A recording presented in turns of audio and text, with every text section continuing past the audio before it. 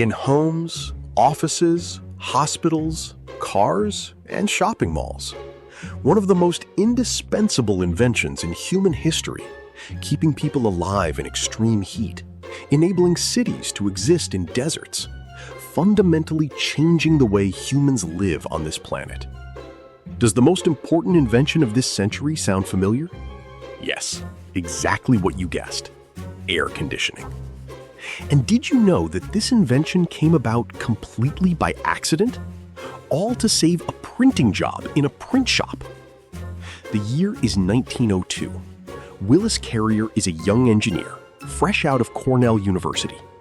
A print shop in Brooklyn hires young Carrier to solve a production problem. High humidity is causing paper to warp and ink to run, ruining the print quality. Nobody asked him to change the world. They just wanted the ink to stop smearing. Carrier struggled with this problem for weeks. Then, one foggy evening, on a train platform in Pittsburgh, everything suddenly clicked.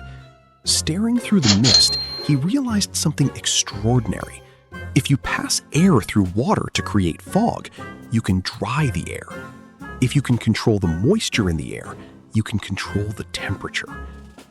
The idea that would change the world was born on that train platform, in the fog.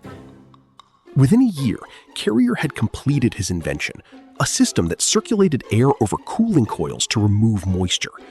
It didn't just save the printing process, it gave birth to an entirely new industry. But here's something almost nobody knows. For the first 20 years of air conditioning, human comfort wasn't even part of the conversation. It was purely an industrial tool. And by the way, the first air conditioner weighed 30 tons.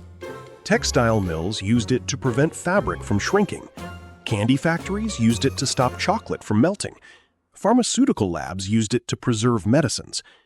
The idea of cooling a room so people could feel comfortable, nobody had even thought of that yet. Then came the movies.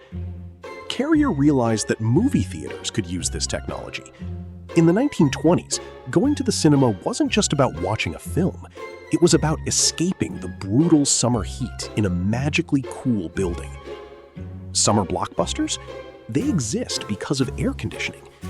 Before air conditioning, movie theaters closed during summer. Nobody wanted to sit in a scorching building. After air conditioning, summer became the most profitable season in Hollywood history. After long and intensive work, Carrier succeeded in scaling down air conditioning to a size suitable for home use. In 1926, Carrier's company brought air conditioning into the home. Suddenly, living in cities like Phoenix, Dubai, or Singapore, places of extreme heat, became not just possible, but comfortable. People living in these regions can finally breathe easy thanks to air conditioning. Today, there are over 2 billion air conditioners in the world, and yet in Europe, people are still sweating through summer because they live in homes without air conditioning. In 1998, Time magazine named Willis Carrier one of the 100 most influential people of the 20th century. A man who just wanted to fix a printing problem ended up teaching humanity how to cope with the heat of this planet. And yet, almost nobody knows his name. Ask anyone on the street, who invented the telephone? Bell. Who invented the light bulb? Edison. Who invented air conditioning? Willis Carrier gave us the ability to live in places that would otherwise be uninhabitable. He made it possible for the computers and servers that power the internet to exist, because without cooling, they would overheat and shut down. He made transatlantic flight possible, because aircraft cabins require precise temperature control. One accidental solution to a printing problem, one foggy train platform, one young engineer who just wanted the ink to stop smearing, and the world was never the same again.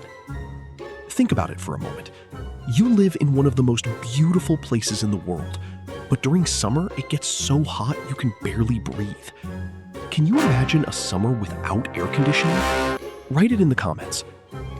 If history is this strange, imagine what else we have for you. Subscribe to enHistory.